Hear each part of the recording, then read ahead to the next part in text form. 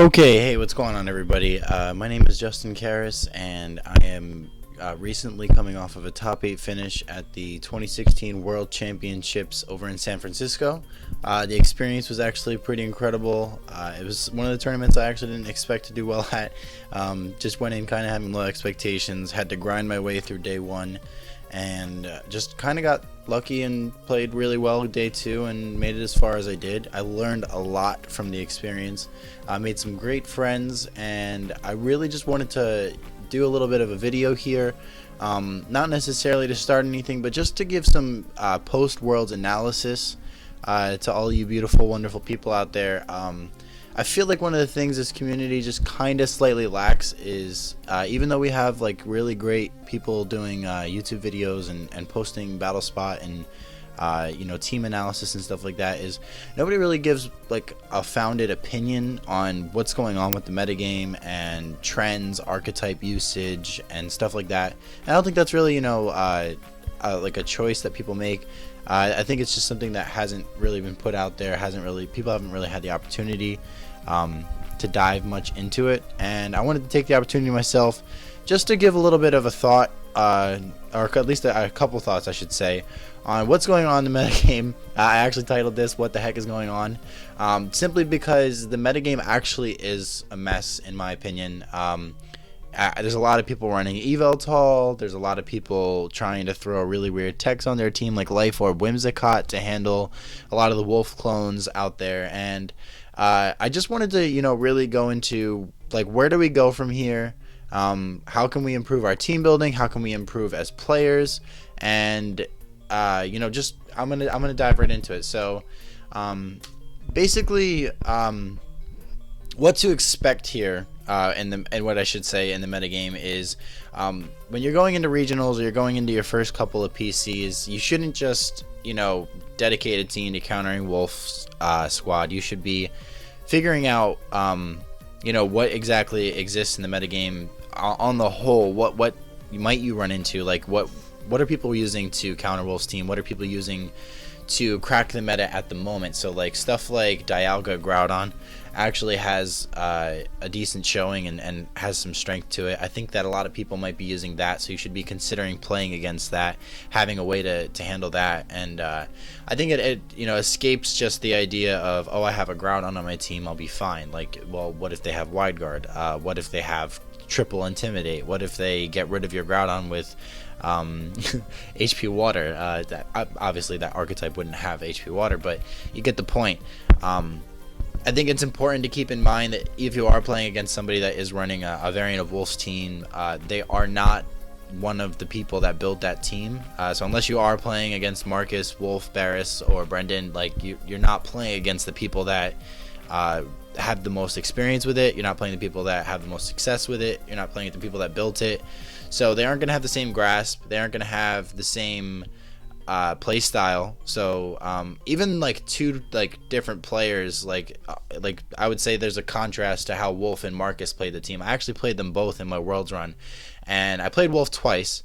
And in day one, I only took I took a game off of him, and it was in game two, and I kind of felt like it was more of his own poor trick room call than it was my own ability to beat him. Whereas when I played Marcus in day two, I was so focused on the positioning aspect of how I'd use my team and how he would play. He didn't play it like Wolf, and he tried to call me on my protect, because I was playing so based on like, oh, if I'm playing Wolf here, I can't really make mistakes. I felt like I was able to capitalize more on his switching, and I actually beat him 2-0. So they're two completely different players. Had I played Barris, I'm sure the experience would have also been different. And I think playing people that are going to PCs or going to regionals, you're going to run into these people that they don't have the same experience, they don't have the same mindset, and it's just, as I said, it's going to be a different experience. And that's why I don't really think we need to spend too much time countering their archetype, their structure, as much as you should just be understanding how to play against it with pretty much every type of team that you could use.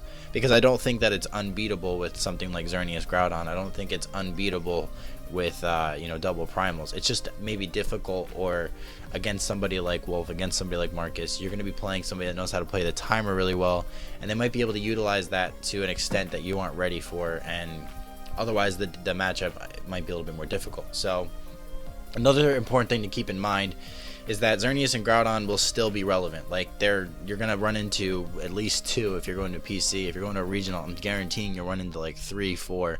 Maybe you might run into only Big 6 because it's a founded archetype. It's something that's been worked on all year. There's so many different styles of it. Like with Cresselia and Icy Wind, you have Big Bronzong, especially now the cool variants that have Heat Proof Bronzong, which are actually a lot more difficult to deal with, especially in the mirror. You have other styles of Xerneas teams like Xerneas Rayquaza that are going to be popping up because Barris did well with it and he ended up getting 7th place. You have Xerneas Kyogre. I made it to 6th at Worlds with Xerneas Kyogre. It's a strong archetype when it's built well and the people know how to use it. So one of the things that like happens as a result of a Worlds top cut is people want to they say, all right, I ignored this all throughout the metagame because it loses to Ferrothorn. Let me give it a shot and put my own spin on it. So people I've seen been running Xerneas and Kyogre with Mega Gengar and Raichu. A lot of teams actually just copy the style with the Raichu and the eject button Hitmontop on Wolf's team, and they'll like throw an Yveltal over a Rayquaza, and it actually still functions slightly similar, and it's still just as annoying in some regards. So like I think that a lot of different team archetypes are actually being explored now, and because the metagame is different, I think there's a lot more variety and diversity, and that's actually more dangerous. I think the one of the easy things about Worlds, in my opinion, was I ran into so much Big 6 because the metagame was so much more centralized, and I had the opportunity to run into weird, wacky teams. And like Giovanni Costa, he ended up running like Encore Disable, and that absolutely mollywopped me. Wolf's team, when he played it, he mollywopped me. There were some other things that were difficult to play against, like Amoonguss with Xerneas were really hard. Even though I had it on my own team, it's hard to play against. I wasn't prepared for it.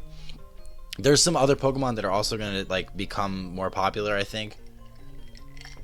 I think Mega Gengar, not just as a result of like Wolf's squad, but also because of Jonathan Evans, which was actually Gavin's team, Gavin Michaels. He used Mega Gengar with Primals, and the idea kind of revolved around what Rajan Ball was using, Gengar, Bronzong, Kyogre, something that I think he was kind of like the founder of, you should say. It's a strong answer to Big 6. You have Gengar for Kangaskhan, and for Xerneas you have Kyogre, Bronzong for pretty much everything else. Kyogre Bronzong alone kind of beats Big 6 as long as you set it up properly. I felt like that's what gave me such a deep run at Worlds.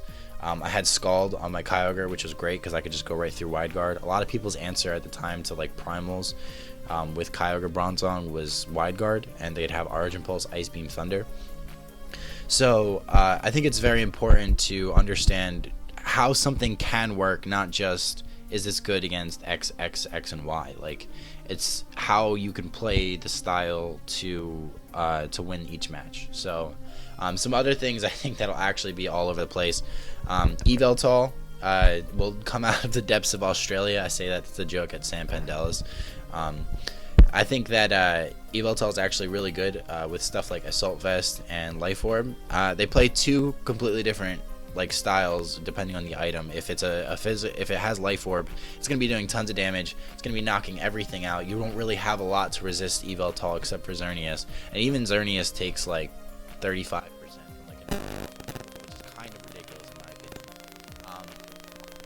I definitely think that Smeargle is still relevant. Like it's probably the most like annoying and disruptive Pokemon in the format, if not the most disruptive Pokemon in the format, and you really can't let it just slip by your team like composition. Like if you aren't prepared to fight a Smeargle, and you aren't prepared to fight a Smeargle like with every mode of your team, like you can struggle against a Big 6 variant, you can struggle against a Primal variant with Smeargle. So that's important to keep in mind. Don't let Smeargle slip out of your team building schedule. But moving on,